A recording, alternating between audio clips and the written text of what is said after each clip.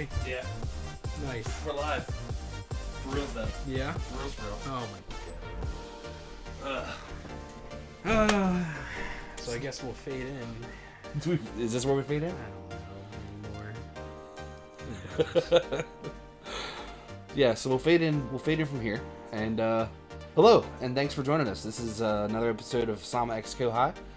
I am Kouhai-Sensai. And I am Schultzie-Sama. I want to thank you for joining us with our 2018-2019 winter early preview recap with spoilers. There are going to be a lot of spoilers. Yeah, so what we're going to be discussing today are the first 2 episodes of Boogiepop, as well as the premiere full hour-long or 45-minute long episode of Rise of the Shield Hero. Not to be confused with Rise of the Sword Hero. Right. So if you haven't watched those 2 episodes, I recommend you pause this video, open a new tab to whatever service you have to watch these videos, these episodes. Watch them all in their entirety. Yes. And then come back because we will spoil these for you if you haven't seen them. Yes. Awesome. So, yeah. So these 2 shows, we got Boogiepop and we've got Rise of the Shield Hero. Yeah. Let's talk about Boogiepop first. Okay, cool. So this one was a 2-episode premiere. Yeah. The first episode. Well, I guess let's start out with the opening. Yeah, the opening. The sequence, right? Yeah, the music. Yeah. So the opening credits. The music. Let's start with that. Was actually pretty cool. I mean, It was exciting. And with the genre that this show looks like, it's going to be like a psychological, like a thriller, as well as having some horror aspects to it. Definitely mystery. That's for sure. Yeah, it's fitting. So I want to mention that this show actually reminds me a lot of Serial Experiments Lain. Okay. And the art is similar. The story's not similar, but the way that they sequence things or sequence scenes within the story is similar. Right. Yeah. Where it's a little disjointed. And that's done on purpose. They're Right. actually trying to tell, I think, different aspects to a story in different times. So, for example, like episode 1 is going to focus on 2 characters. Right. Boogiepop / Miyashita. And then Takeda Keiji, and his relationship with Boogiepop. Specifically Boogiepop. Yes. Not so much focusing on his relationship with Miyashita. So there was some sequences in the opening credits that the first time you watch the credits, because you have no idea what's going on, while they're well done, they just didn't really make a whole lot of sense. Yeah, it was a little, not really confusing, but it seemed more of like a, was it avant-garde? Is that the Avant-garde, yeah. Type of opening. Mm-hmm. But after watching the first episode, it actually starts making more sense. Yeah. So the opening sequence actually kind of describes in metaphor some of the different characters' relationships with each other. So I think that even with something as simple as an opening sequence could be, or I think it was well done. It wasn't something that was like zero thought was put into. Let's just put some clips into the show and add some music, and here we have it. I think that they created some special art specifically for the opening sequence, as well as included some action sequences from later on in the series. Right. So. Yeah. So episode 1. Let's go to the opening scene, right? The opening scene. Yeah. So basically, so far I don't know if each episode is going to have a different MC. So. Oh yeah. So the MC for episode 1 at least was Takeda Keiji. He's like a high schooler. He's got his stuff in order. He's well dressed. He's got good posture. His hair is properly trimmed. Fantastic posture. Yeah. A little bit jealous, but he's waiting for somebody. He's standing around with I don't know. There's rides in the background, so it's possibly. Well, he is for sure. He was like definitely waiting for his date. Yeah, and 2 classmates pop by and they're like, "Hey, what are you doing here? He No goes, oh, I'm just dating waiting for allowed. someone. Remember, no dating, but this guy and this girl are clearly, like, on a date. They're pretty much being jerks. Yeah, Yeah. pretty much. Pretty much.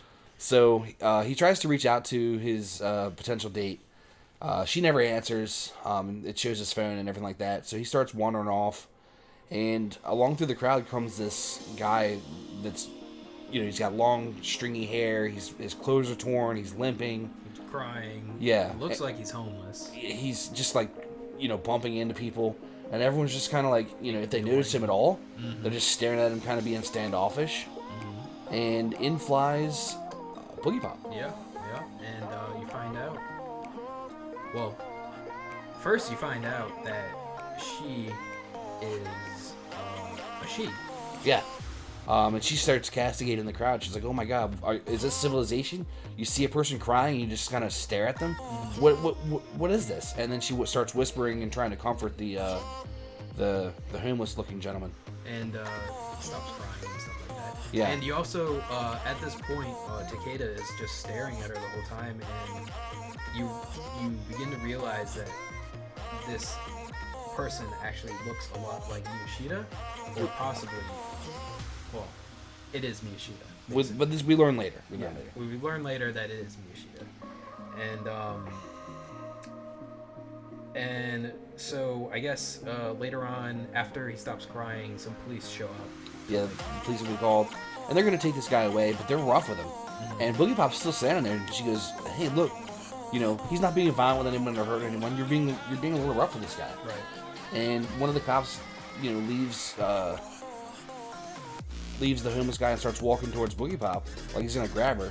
And all of a sudden, like, lickety split, she is off to the side, only about 1.5 feet of where she was. And this cop stumbles. And then about a half a second later, it looks like somebody flipped the cop over their shoulder. Yeah. Like put them in a grapple move. Yeah. The physics for how this cop moved would only work if somebody was executing a threat. Right. Like his arms twisted off at an awkward angle. The weight shifts and his shoulder height stays the same. It's definitely an unnatural movement. But he didn't slip and fall on his own. I'll tell you Right. that much. And the whole time, Boogiepop is just standing there, Staring at him. Yeah. Staring at him. and then the other cop comes in, and same thing happens to him. Boogiepop just moves to the side a little bit. He trips. Yeah. But this allows the homeless man to kind of get away. Then you have the opening credits and everything after that, and you start dealing with Takeda during school, where he's going through some of his classes. He's looking for Miyashita. Who hasn't been showing up. Right. But also at the same time, he goes to a student council meeting where we learn that at this school, like 4 girls have they're calling them runaways. Yeah. 4 girls have run away because they haven't gone to school, they haven't gone home or anything like that. Yeah. And he does end up getting a text from Miyashita saying that she was sick. Yeah, I'm sorry, I wasn't feeling well, etc. Right? But he recognized Boogiepop. He was walking home with his Kouhai. Well, He was also on the student council. Yeah, he's about to go home. It's the same day that she texted him saying that she was sick. Right. And he notices Boogiepop up on the roof. So he's like, "Excuse me, I gotta go," and walks up to the roof and starts talking with Boogiepop. And this is where he discovers that it's not actually the personality of his friend Miyashita. No, but it is the same. It's the same person or the same body. Right. It's just a different manifestation. Almost. He kept thinking it was like a split personality. Right. That was definitely his assumption. And it's the assumption of somebody who's been doing some reading. I actually show him picking some books up later on in life, later on in the show, in the episode, where it's the titles of the books are about split personalities and psychological disorders and things of that nature. So he's trying to do some research into this, but we come to find out through the conversation that Boogiepop is actually manifesting in reaction to something that's happening at this school because the world's in danger. Yeah, that actually involves the missing girl. Yeah, there's some the way this is pieced together, there's some rumors going around the school that one of these girls is giving drugs away, like, and some other girls are, because it's like time for testing. Some of the other girls are taking them to try to like be more relaxed and be able to focus on their studies and things of that nature. And it really, while there are some things happening in the background that do move the story forward, this episode really focuses more on different days, where Takeda goes back up to the roof and starts chatting with Boogiepop, finding more and more about Boogiepop, what it is, why it appears. You know, we come to find out that Boogiepop is automatic. It's not even something that Boogiepop has control over on when it manifests. Yeah, it just happens to manifest when, I guess, humanity is in trouble. And in this case, she mentions that there is a man-eater that is hiding among the students. Right? Or at the school. At the school. Yeah. So it could be in a student. Yes, it is. Right? And I think he left to that piece of logic, to that logical leap based on the monster that was in Miyashita.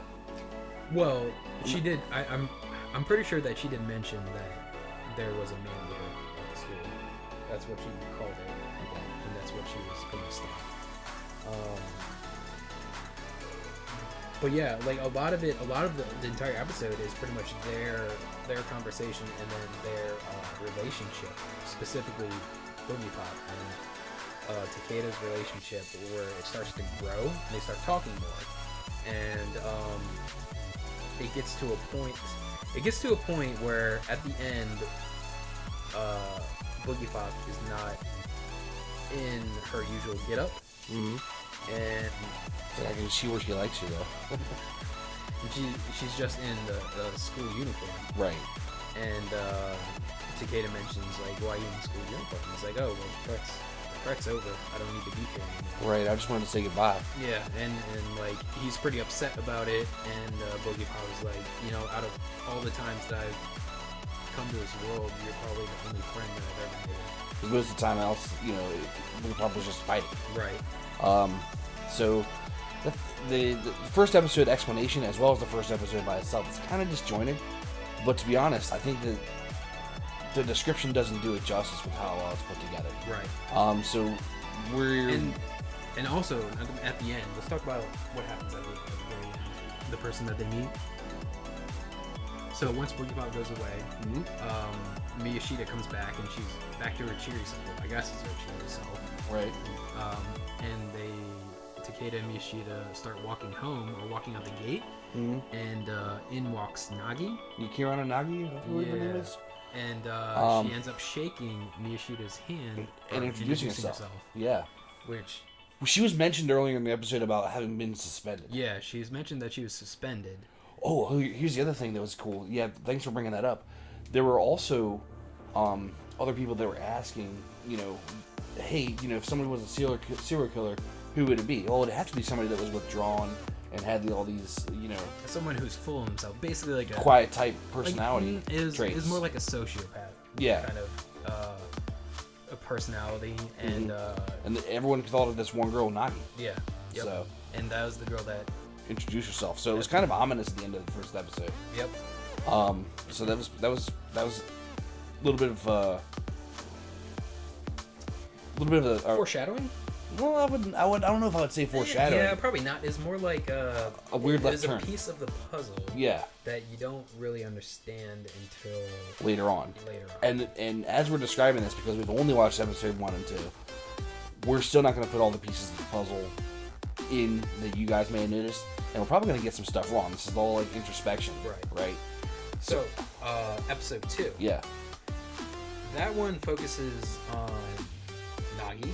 And actually, the man-eater too. Yeah, which is wild, and you get to see some of these things happen from the perspective of the man-eater, who's a manticore. Right. Well, that's what they call her. Yeah. So it.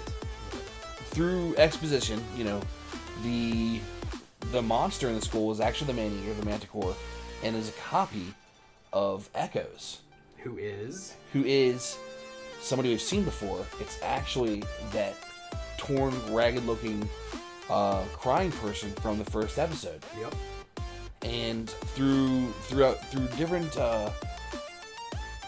parts of the storytelling in episode 2, we find out that Echo is actually an alien. Well, As far as we know, yeah, from the sky. Yeah. That was sent here to determine if the people from Earth were nice. Yeah. And he actually meets up with a nice girl. Yeah, well, see, I don't know if that's actually true or not, because she said that, because he actually doesn't talk. Echo doesn't talk. He can't talk at all. And she said that she kind of knew all the stuff in her mind. Yeah. Because they're psychically connected. Yeah, so I'm not entirely sure. Like, I'm not sure if she was just very enigmatic, I guess, or like she likes making up these type of stories, because you don't really get to know her. Why else would you be hiding a homeless man in the school unless you really believed what was going on? Yeah, but it could be one of those characters that actually believes a lot of weird stuff happening, right? She could have made this up in her own right, like this to make sense, I guess. But so as far as we know, he was captured by the government, and they ended up cloning him and creating the Man-Eater. Yeah, there's a failed clone of him, basically. Yeah. And the Man-Eater, I guess, and when it was created, ended up killing all the scientists in the room and got away with Echoes. Well, I don't know if it's with Echoes, but Echoes got away. They both escaped. Yeah, they both end up escaping. Yeah. So essentially, this nice girl that met up with Echoes, she actually goes for help to one of her classmates who may be more versed in some of these supernatural effects, which winds up being Kira no Nagi. Mm-hmm. I'm not sure if I'm getting that family name correct, but Nagi. Yeah. And she tells her the whole story. And Nagi, being the daughter of a prominent author that wrote about a lot of supernatural stuff and psychoses and things of that nature. Specifically, he wrote about, actually, one of the books was the split personality book that Takeda picked up. Yep. In the first episode, and also the book about serial killers that one other girl had. Who they were asking who would be the serial killer in class. So there's through what might be considered in any other circumstance dumb luck, there's a lot of deep connection here in between Nagi and all the supernatural things that are going on around. Yep. And I think one thing I'd like to point out is while Nagi is talking, well, I guess her friend is asking if you believe me and everything, and while Nagi is talking, she's saying like, well, I have no reason not to believe you, and she kind of in passing mentions that she has a messiah complex. Yep. Which I thought was kind of interesting, that the show seems to be taking upon certain psychological problems, issues, and then it seems to be manifesting itself. Like they seem to be showing them as real manifestations. Right. Well, they're using a lot of different psychological issues and assigning them to the different characters. Yeah. And I don't want to call them issues or anything so much as I want to say abnormalities. Yeah. Because you have your normies, and then you have the people that are psychopaths that pretend to be regular humans every day. You might work with one. Right. So, but you also have the people who pretend to be human, like pretend to be a normal, regular person, who have other psychological traits that aren't destructive. So that's kind of why I want to call them abnormalities, because you have normal and you have abnormal, and the abnormal doesn't necessarily have to be bad. Yeah. So what ends up happening is Nagi ends up investigating, I guess. Well, first she what happens next in relation to with Nagi is we're skipping part of the story where one of the girls that was asking the bookworm about who would be the serial killer comes back to the bookworm and is like, hey, would you mind walking home with me? I think I'm gonna be attacked. Yeah. Yeah. So So she's like, yeah, sure, I'll walk them together. And so she starts asking her questions about this stuff, and lo and behold, not the bookworm girl, but one of the victims gets attacked by Nagi. Yeah. And then it cuts to another scene, and we're like, well, what's going on here? And you actually find out that Nagi did it on purpose to make her seem like the person that was attacking them, to get her to stop doing the drugs. Yeah. And then we find out later that the drugs are actually made by some kind of influence that the Manticore, the Man-Eater, has had on some of these girls. So the Man-Eater actually gets found out by a young man who is probably a psychopath. Yeah. He walks across them. He comes across her feeding on the psychopath feeding on a girl in the tea club room, and he gets attacked by the Man-Eater, and he starts smiling. And after she informs him that I can't be you can't see me, you can't live, and he's like, good, kill me. And she goes, whoa, something's different here. He goes, yeah, come like team up with me, we'll rule the world. Yeah. And so they form a team where he starts like pretty much luring women to her. So she, I don't know, kisses them, does something with their soul. I think they hop up in the middle of the night and they bleed glowing blue tears, and these tears become the drug that one of the girls is passing around, and then this drug actually kind of makes some of them psychotic and break down. Well, it's because it's failing. Yeah. It's because I think the Man-Eater starts getting upset towards the end that these subjects keep failing, or they keep dying, I guess. At the end, because it's supposed to spread throughout the school. Yeah. I guess so that they can control them all. But something like that. She is a failed creation. And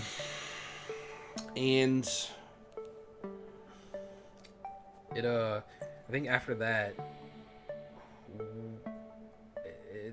the girl that found Echoes ends up going to, so this is where she's wandering through the basement of the school, and she ends up going to actually the room where Echoes is supposed to be, which is very confusing. I don't really know what's going on. Right, I don't know if Echoes is supposed to be there, or if she was just looking for Echoes somewhere in the school. She hears voices. Yeah. And so she comes across the Manticore and the deranged male student who are working as a team. They're talking about like killing people.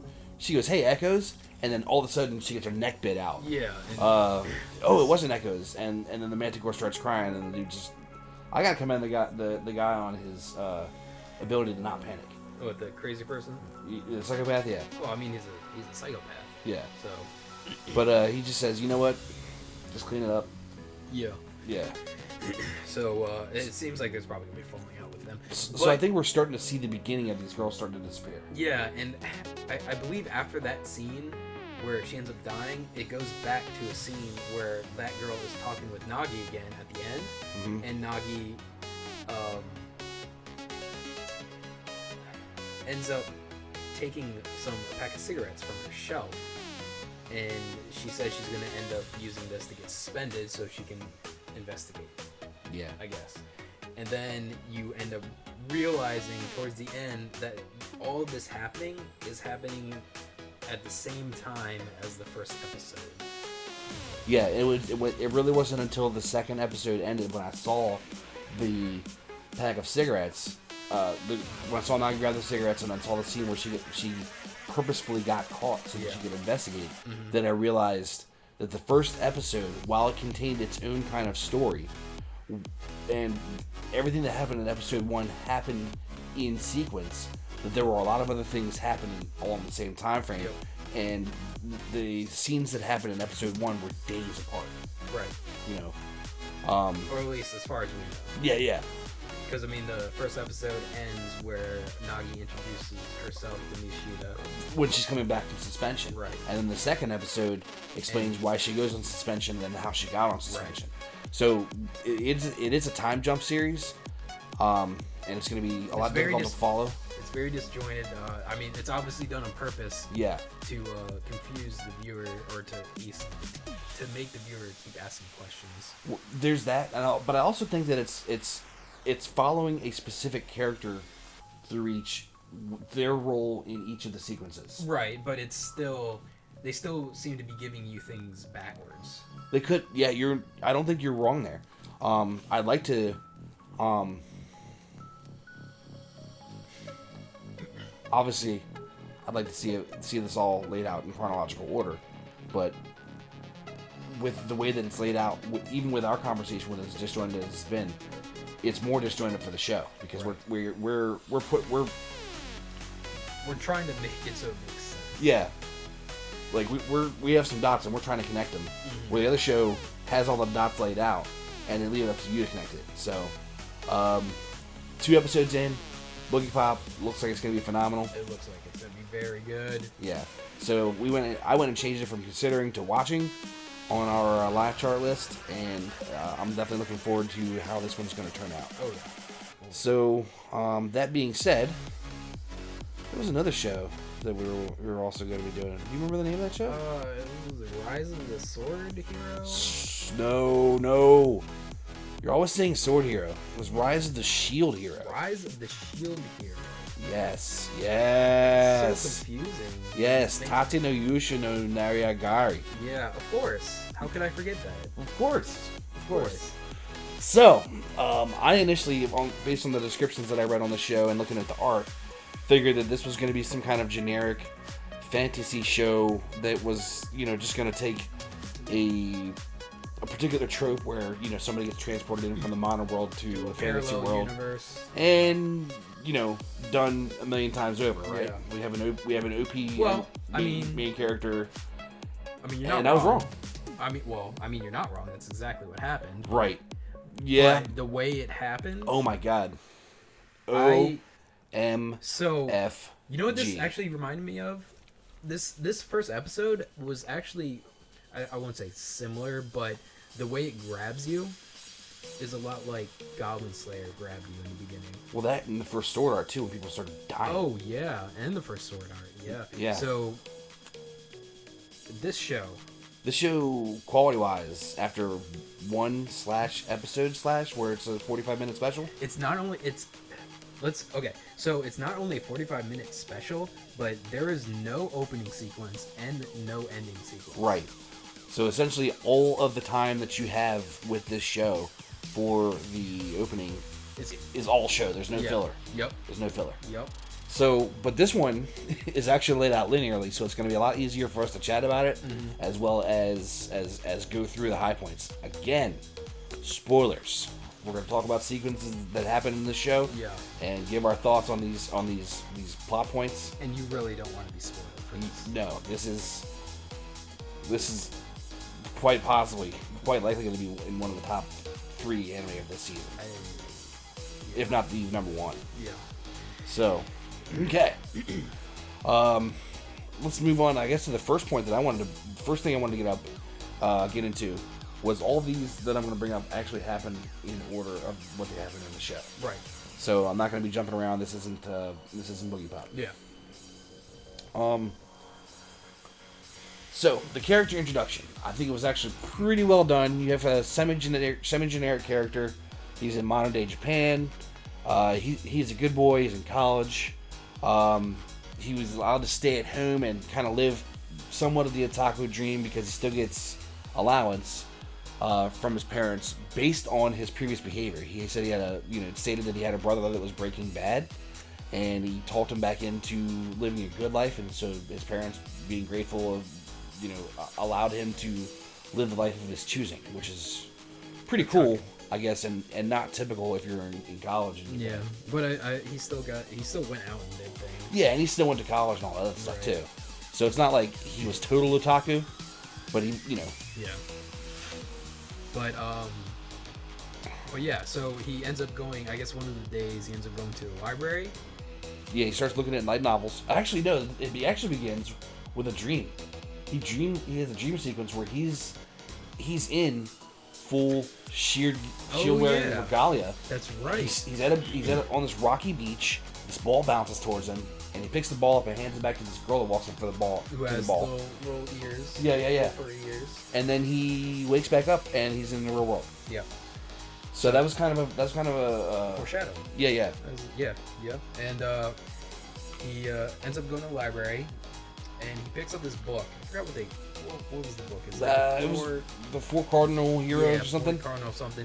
He was reaching for another book, and this one just happened to fall down. Yeah. So he starts flipping through it and starts talking about, hey, he's like, hey, this is a lot like a light novel. This is a pretty good light novel. There's the one for the shield, the one for the spear, yada yada. And then when it gets to the page where the rise of the shield hero, it's all blank. Yeah. The book starts glowing. He gets sucked into a portal and goes to the alternate universe. Yes.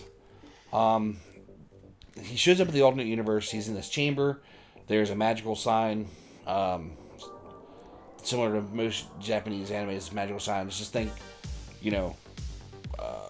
Full Metal Alchemist for a popular anime that has magical signs on the floor. These 4 monks are there, and they're like, "Oh, great, the summoning worked. Come with us." And what do you mean, come with us? We want you to save our kingdom. So this is the first scene where you meet the other, so he wasn't the only one that was summoned. There's 3 other heroes that were summoned: the sword hero, the spear hero, the bow hero. The bow hero. Yeah. And then him, who is the shield hero. And this is the first time you meet these guys, and I don't think I have hated anyone more the first time than I have with these characters.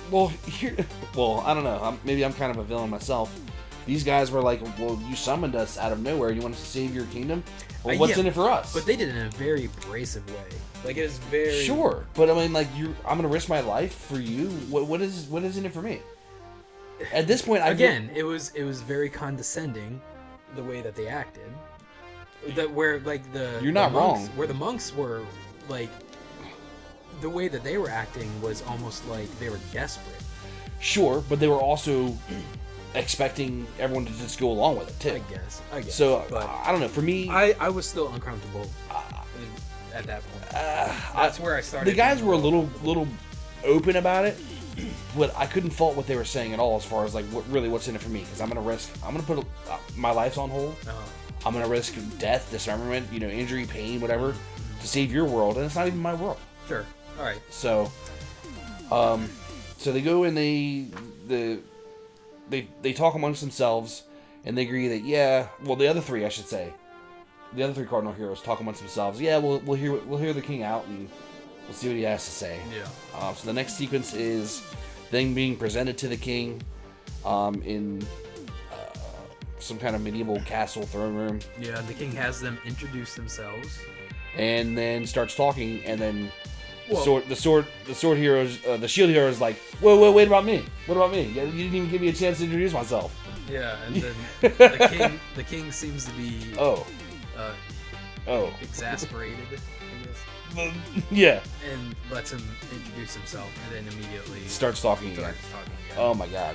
Yeah. So yeah, that was a little strange, right? And it seemed like it had to do with him being the shield hero. Yeah, and at this point in the series, you have the characters the cardinal characters asking questions. So what's the deal? Why are we here? What's the threat? And you get some explanation as far as these waves of evils that are gonna attack the land. Yeah. They've survived the first wave, but it cost them a lot. And they didn't realize how bad they were, so they follow the prophecy and they summon the 4 cardinal heroes. Yeah. So I guess they reluctantly agree. At first they think that they can just team up with each other. But then they were informed that each cardinal hero had to go out and be on their own and train on their own. Yeah, because I guess there's something where the weapons didn't work when they were together. They'll repel each other. Oh, okay. And you get introduced to the HUD. Each of them has a HUD. Oh yeah. As far as you concentrate on a little X in the bottom right of your vision, and then you have your stats. You have your dex, your int, your experience. Well, let's talk about how the main character was told about the HUD. He was told in a very condescending manner, like it was obvious that it was there. Well, I don't know, man. If you notice a little blinking X in your lower right hand, wouldn't you just look at it? Did you notice it? It didn't show it to me. Are you sure? Exactly. No, but if I watch it again and if it didn't show it to me, I'm gonna text you and be like, aha. So this is a little bit this is kind of a little bit more insight into. Well, it makes more sense in the next scene, I should say. Yeah. Because why he didn't really notice. So they're told they have to go off into their own. So the king gets told, yeah, we're gonna, we'll help you out, but we're gonna be looking for some compensation when we're done. And the king, kind of agrees to it. Well, no, actually his one of his counselors, I guess, agrees to it. The vizier. Yeah. Very shady looking guy. Yeah, very shady. Agrees to it. So he goes and they all four go off and they have dinner, which was good, and they talk with each other about what's happening. What everyone mentions different games that this is like. And the main character is the only one that doesn't actually have a game in his. Okay. Well, first let's they talk about what each of them have. They start to realize that they aren't from the same Japan. Right. No. So they go into questions like, how did World War II end? Who's the prime minister? Yeah, X. and they all have different answers. Yeah. And it turns out that the main character is the only one that doesn't have a game similar to what is happening in this world. Yeah. In his Japan. And they start mentioning all the different classes, and what are the best classes in this game? Yeah, and he the main character is like, what about why was the king acting so weird towards me? He seemed to be like everyone seemed to be ignoring me, and the other heroes are like, well, it's probably because swords the shield is usually left for losers. Yeah, because your class and your weapon. Yeah. The shield is for losers. They literally say losers. Yeah. And he goes, crap. Yeah. He sprawls out on the couch and stuff. And like at this point, I don't really see any reason to discount the main character as being lesser than. He just has a shield. Yeah. So the next morning, they're back in the The court. Yeah. The king's court. Yeah. So the king asks for volunteers, for followers for each hero. Well, yeah, so there's a group of adventurers that is before them, and the adventurers get to choose which hero they get to be with. Like the hero doesn't get to choose the adventurer, the adventurers choose the hero. Yeah. And so, like, nobody chooses the shield guy. Yeah. And he gets pretty upset about it. Yeah, he goes, what's going on? This is not fair. And he's talking to, like, the sword hero. It's like, hey, you have extras, why don't you give me some? I don't know. Because it would create disharmony in the team. Yeah. And so they're like grasping at straws as far as like why they shouldn't have to go with their guys. Yeah. Although the king does wind up giving him 200 extra gold, right. Then he gives the rest of the guys. He gives them 800 gold, and the rest of the guys he gives 600 gold. Mm-hmm. Silver. But I think before that, that one girl. Yeah, there was a girl that was in the retinue for the spear guy, who definitely looked like he was a pretty boy type, blonde hair that was tied back, yada yada. She goes, I'll venture with you, and I was like, sweet, this girl has a conscience. And so they set out, they make their way through the city, and he's like, hey, let's probably get some gear. He goes, what should we do? She goes, let's get some gear. I know a weaponsmith. Really? Okay, cool. So they go to the weaponsmith and they find him. At first, they start looking at different weapons like swords, and he can pick up a sword. Well, let's talk about something before that. So when they enter the shop, the MC comes in and the weaponsmith is like, oh, what are you guys doing here? He's like, oh, I heard from this lady that you're the best weaponsmith in town. And he's like, huh? Oh, really? I've never really seen you before. Right. She's like, oh, I've been here quite a few times. He's like, oh, okay. Yeah. And then that struck me as weird too. It's like if she's recommending the place, wouldn't she know like the proprietor / owner? Yeah. Wouldn't she just happen to like notice somebody? Yeah, which is pretty odd, and they seem to just brush it aside. Yeah. But, so after that, they Was it? He starts starts looking at weapons, right? Yeah, swords and things of that nature. And he when he picks it up, something magical and electric happens, and it gets flung from his hands. Yeah, and he can't. So it turns out he can't. He can't even use an unauthorized weapon. Yeah, he can't use anything besides the shield. Yeah, so he's like bound to the shield. Which is fun. great. Yeah, all the best things. Oh yeah. So he ends up getting armor. Then he goes out training, right? Yeah. So they go out to a field, and they train against these little orange pumpkin-sized balloon Like things with balloons teeth. or something. Yeah. Balloon monsters. Yeah. And He's sitting there. He's like he's taking. plowing away. It's taking like hours for him to Kill 2 of them. Yeah, kill like 2 of them, and then he sees the sword hero just like killing like 3 in a second. Yeah, 2 in 1 stroke. Da da da. And he gets very, very black-pilled, very depressed over the fact of once he was done and sat down and was tired, he went from XP 1 to XP 2. And but he did find some things about his sword or his shield where he can, I guess, absorb the droppings. the hides, Drops. you want to call them hides? Yeah, the hides, the bloom hides. Yeah. And I guess it increases like the stat. Well, it like increases the experience on the shield. Yeah, so he can get personal experience, and then it'll also have shield stats too. So where if he feeds the shield the hide of what he killed, Or certain things. it'll get new perks. He unlocks a tech tree. Yeah. So they go back. He and his woman follower go back, and she's like, "You know what you should do to help you get stronger now?" He goes, "What?" She goes, "You should buy me a whole bunch of armor." What? She goes, "Yeah, the stronger I am, the more I can help you train." I'm like, "Yeah, that makes sense." Oh yeah, I mean, well, Because all this time, I'm thinking, at that point, that's where like a red flag just is starting to be raised. for you. Yeah, at that point, I was like, yeah, it's kind of, all right. I mean, sure, but Well, all this time I was thinking, like, why didn't she just grab her sword and start filing away at him at the shield to build the shield setup? Because that's what I would have done. I'd be like, hey, just like overhead attack me with the sword, and I'll just do like this, and I'll gain stats. is that how that works? I don't know. I don't know. It would certainly worth a shot, right? Yeah, I guess. I don't know. That would be like what I would do first. Like, monsters, no. How about you just swing at me with your sword, and we'll see what this does.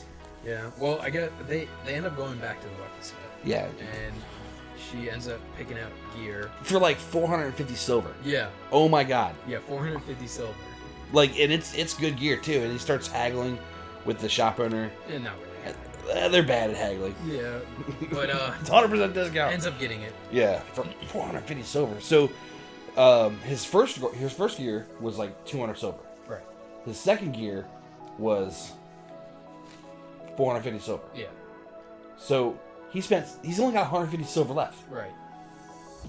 So, I mean, essentially, he tries to say something too. He goes, can you put some of that back? Because I don't know how much the hotel rooms and food is going to cost us. And she goes, well, Oh no, it's fine. this will help us earn more money. The more better equipped I am. Yeah. And I'm like, oh my I god. mean, you gotta spend money to make it. So, So then they go back. They have dinner at an inn. yeah, and she's like trying to push a drink on him, and he's like, yeah, no She's thanks. like trying to aggressively.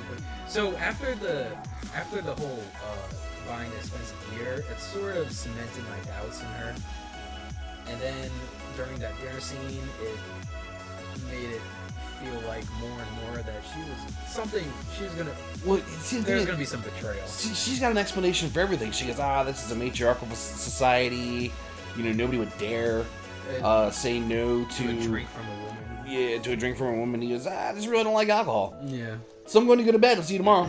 Yep. You know, And, tries the good guy nope it out of there, right? yeah.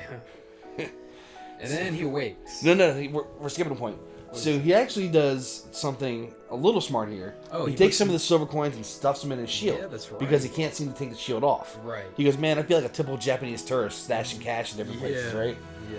So, yeah. Then he wakes up, and all of his stuff's gone. What? Yeah, wakes up, all the stuff's gone, and there's a commotion. The armor that he bought. Yeah, like literally everything. His money's gone, armor's gone. Like, he's like knocking on the door, hey, babe, or whatever your name is. We got robbed. What's going on? And all of a sudden, through both ends of the hallway, These guards show up. guardsmen show up. The king has summoned you. He's like, what? What's going on? Okay, but he goes, hey, I got robbed. You guys should check it out. He's Yeah. like, No. That wasn't going to happen. The king was summoned. No, the king has summoned you. So he gets to the court He gets to the court, for the third time. and this next scene made me tremble with rage. Absolute yeah. rage. I Yeah. can't even keep my G rating and tell you how mad I was at this scene. Yeah. So basically, they throw him down in front of the king, and then they immediately have the spears pointing at him. Yeah, and the king's like, "How could you do this?" I was like, "Do what, man?" "Oh, hey, girl, would you mind testifying again about what happened?" "Oh my God, we got drunk at the inn last night, and he came in my room and pushed me down, tore my clothes off, and said that da da da da da da da." And she started like crying on the shoulder of the spear guy, Yeah. Who who was wearing his armor his armor. that he bought from the weaponsmith. Yup. He was wearing the shield He guy's said armor. it was a gift from that girl. Yeah, of course. So, point of detail, which they bring up in the story, but that's worth noting. So she calls the shield hero Sir Hero, but she calls spear hero By his name. By his name. Like they're already on a first name basis. Yeah. So this is a setup. This is Right. a gosh darn setup. And it's a pretty good setup. Yeah. And the king is saying like, I can't believe you did this. well, I don't know if the king actually like. You sullied the name of his heroes. I couldn't tell if the king was actually like believing the story or something. But he ends up. He might have been convinced if it weren't for the guard showing up and be like, "Hey, we found this negligee in his bed." Right. Which, if you think about it, if she said, "Hey, he came to my room last night," why would her negligee be in his bed? Right. Well. So, it's a. If anyone at the court wished to question the facts, Yeah. So basically, what ends up happening is the king is like. So normally. he's arguing with them too. I Normally- didn't do this. Yeah, and the king's like, normally we would execute you. Like It's on an the spot. executable offense on the spot. Yeah. But you're the shield, or you're one of the heroes, so we have to keep you alive, or you have to stay alive. Yeah. And he basically says like, you'll be alive, but everyone will know what you did, and no one will accept you. Yeah. So your punishment is going to be basically that everyone knows, and you're not going to get any help in this kingdom. Mm-hmm. And so the shield hero is actually arguing with him. He's like, "Why should I help you then? Send me home." Mm-hmm. And the king's like, "Yeah, you can go home when all four heroes have died." I can't believe you did this. Yeah, well, it's either when all four heroes died or they defeat Yeah. all the waves. So he can't actually go home. Or unless he kills all the rest of the four heroes, and how's he going to do that with a shield? Yeah. With underleveled Yeah. defensive weapon, right? Yeah, so at this point, he's getting, like, really upset. I mean, He's totally getting upset. everyone's getting upset. I'm pretty sure all the viewers are getting upset. I was upset. I was upset. He starts yelling at the spear guy. "I can't believe you would do this to me. Why would you do this?" Yeah. And then, as an act of spite, on his way out of the courtroom, he goes, He takes here's the silver that you wanted." Throws it at his feet. the rest. Yeah. "It's all yours, buddy." Da da da da da. Yep. So, and at that point, for whatever reason, the spear guy tries to defend himself.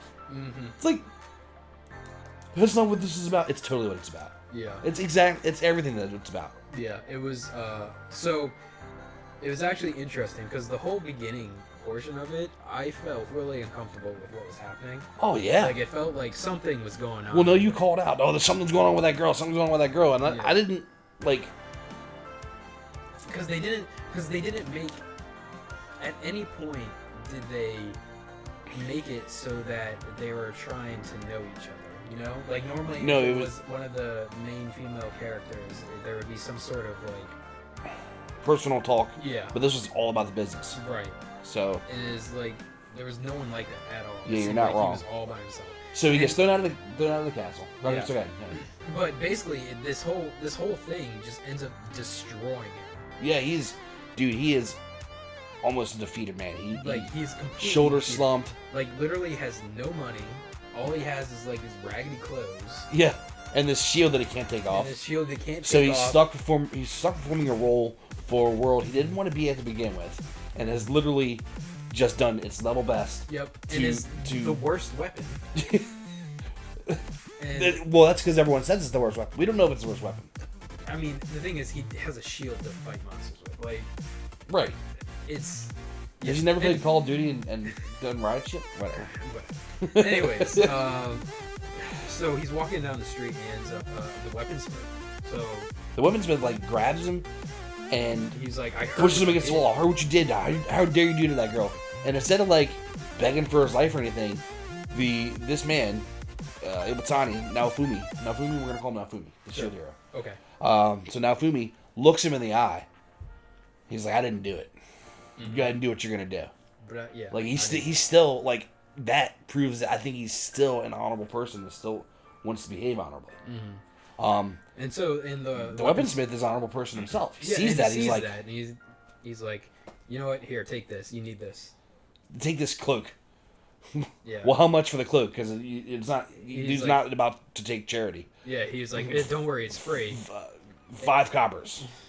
Yeah. 5 coppers. And so he's like, all right, I'll pay you back. I promise I'll pay you back. Make sure you don't die. I was like, at this point, that's probably the nicest thing anybody could say to that guy. Yeah. Just don't die. Yeah. So he ends up going out for more training. Yeah. There's a sequence where he's just fighting a bunch of balloon monsters. Yep. So getting their stuff, and then at nighttime, he walks back into town, and he comes up on a merchant who is actually in the business of buying the orange balloon hides. Yeah. So he gives, the merchant gives the previous guy a copper for 2 balloons. And then the shield hero comes up. He's like, yeah, I'll take it. It's 20 of them. How about a copper? For all 20. Yeah. And the shield hero's like, oh, really? Well, I've already seen how the rest of the world's going to treat me. I've got a plan for you. So he opens up his cloak, and he's got a couple of the balloon monsters biting him. Because he's a shield hero, though, he can't feel it. So what does it even matter? So he grabs the dude's, he grabs the merchant's head, throws it under the cloak, and he's like, "Well, this is how it's gonna be. You can keep getting attacked by these guys, or you're gonna give me a fair market price. I don't want to rip you off. I just want fair market value for these things." Yep. And the guy's like, "Okay, fine, whatever. Just get them off me." So he lets him out. And he goes, the shield hero goes, "Great. I'm glad we can do business. Be sure to tell the other merchants. This is what will happen if they try to do something. And don't worry, I was gonna do that." Yeah. And at that point, he notices an herb shop too, and so he ends up going out again. I think it's probably the next day. Right? It is the next day, but in the interim though, weaponsmith comes from the back of his shop, and there's 5 coppers on his shelf. Oh right, yeah, he repays the 5 copper. Yeah. And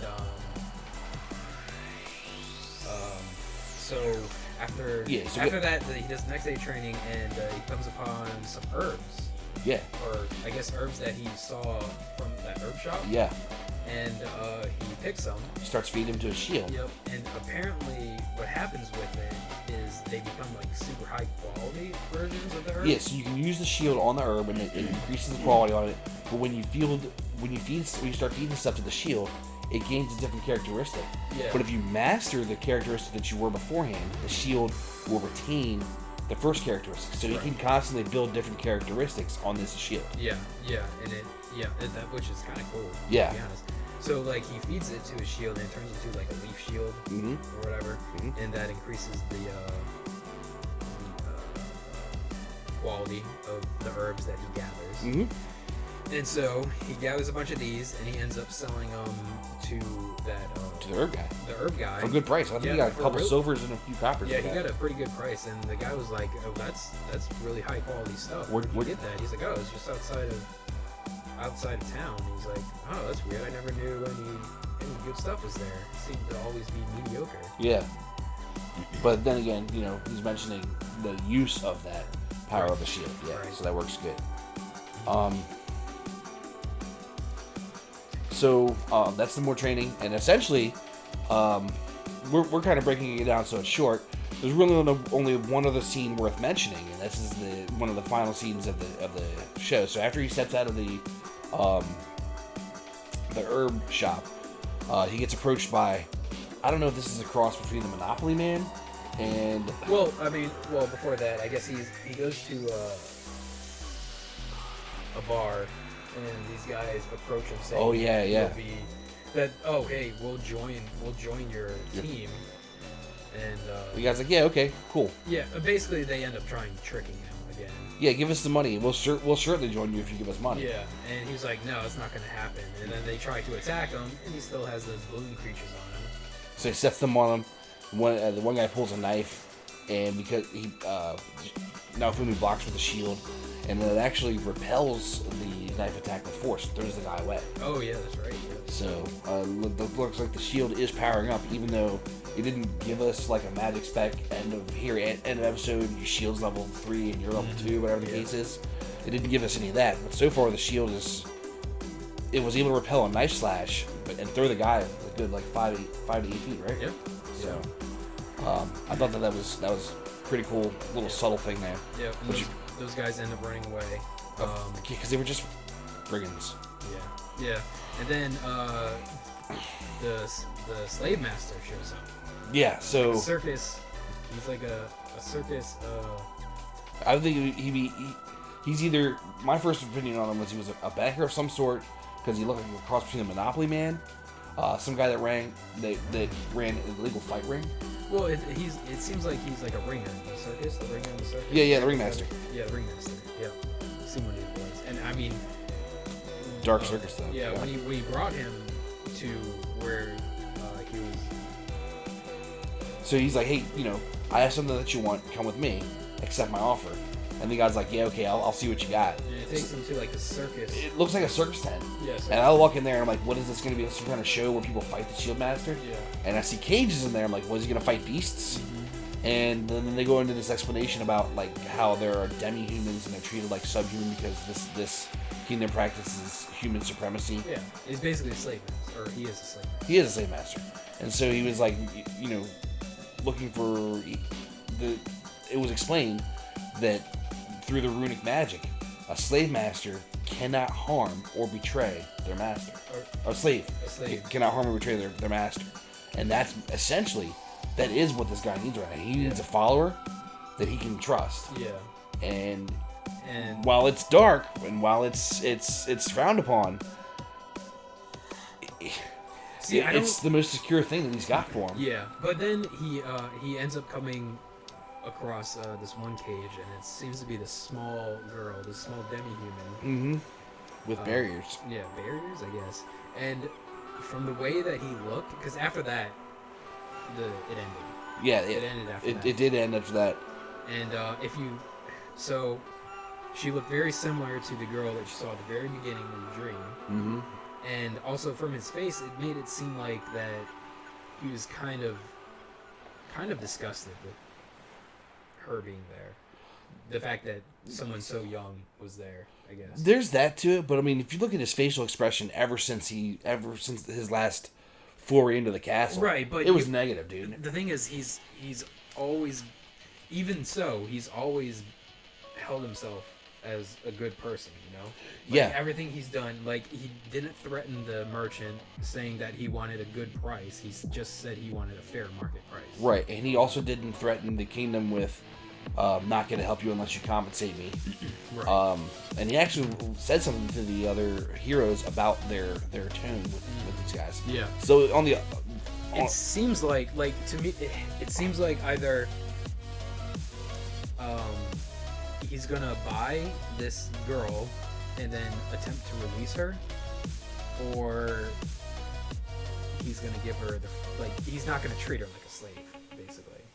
Yeah, that'd be kind of trippy, but to be honest, I mean, it could be completely different. Could be different because the way that this entire show went was completely different from what I expected. Yeah, me too. That one went from the gonna check it out to definitely watching. Yeah. And this is probably gonna be the show that I have people over and 4 or 5 of us just sit there and watch a show. This is definitely going to replace Goblin Slayer. Goblin Slayer was what we did last season, right? And I think this is gonna be what's happening on this season. So, honestly, Tate no Yusha, Nariagari, or Rise of the Shield Hero, definitely surprisingly better than what I thought it was going to be, based on the description. I have not read the manga. I'm not really a manga reading type of guy, so if everyone has been like, "Oh, I've read the manga and I was looking forward to this one," kudos to you, bro. I'm just I just like watching the animated shows. and was so far very pleasantly surprised with both of these arcs. Yeah, Boogiepop was also very surprising. Well done. Yeah, so cool. And two completely different shows too. Yeah, 2 different genres, and 2 different styles as well. Yeah. Not just art style, but like the storytelling style. Oh, we didn't talk about the art of Rise of the Shield Hero. The art on that is actually really good. You know, you're right. It is really good. Like, you could tell that this was a very popular manga, and they had the money right out of the gate to make that art extremely good. Yeah, you know, you're right. The characters all had believable proportions. You know, there's shadowing and creases on the clothing. The clothing is detailed. The weapons are detailed. The background's okay. Like the views of the cityscape were good because it had shadows and stuff. But like when you're out in the country and the field and stuff, it really didn't matter that much. So I guess that you're gonna have varying quality of the backgrounds based on how important it is, you know. But yeah. But the action sequences, for what they were, despite the orange balloon type things, were done pretty well.